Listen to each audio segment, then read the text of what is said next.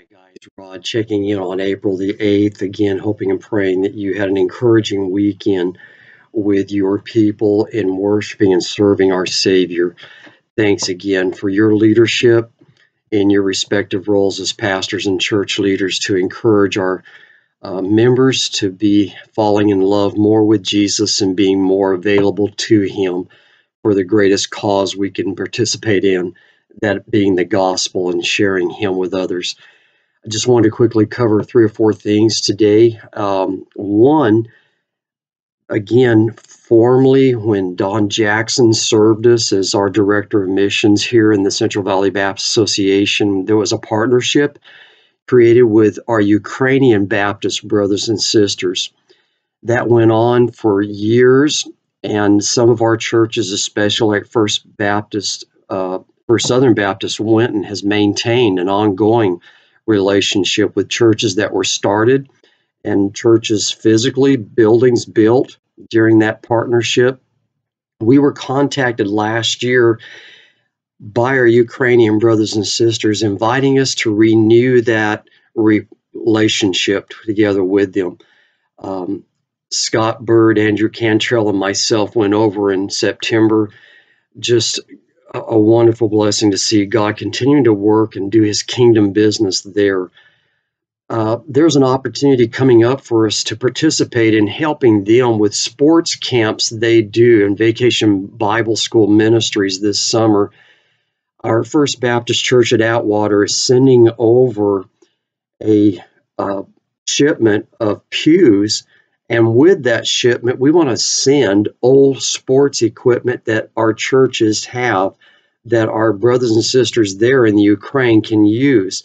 And so with this, YouTube, I'm sending a list that they sent to us. If you have any of these that you could part with, that we could send over with the huge container of the pews, we can deliver that to our Ukrainian Baptist brothers and sisters for them to use. And we'll give you information of how to do that to get it over to our church at Atwater for that all to be loaded up together to be sent. And then again, as we posed this last fall at our annual meeting of new guidelines for membership for churches participating in our association, one of those is involving a farm system that we are seeking to develop. We talked a few weeks ago about the calling. The 5 parts, again, are calling out the called, internships where we give young men feeling called of God to ministry, practical experiences in doing ministry, giving them also then thirdly mentor coaching during that internship time, and then after they go into calls of ministry service in our churches, or ultimately in the future us seeing new churches planted through these ones called, and families being called out from our churches as missionary families to go and start a new church. And then formal studies that we give them in our seminary extension courses. And then finally, the sending component, sending them out from our churches in 2 ways.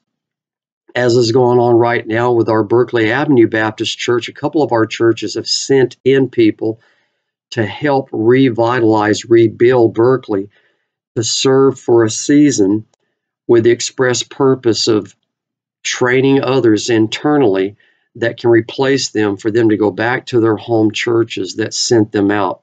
I wanted to share quickly a quote from Spurgeon of what he said about this ideal of sending out our members to help other churches or start new churches. He expressed it this way: there ought to be a distinct invasion bias. We must not be satisfied with building old chapels over again.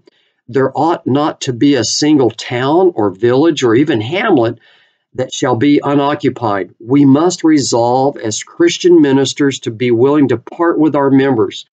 The true way for a church to increase is to be willing to diminish.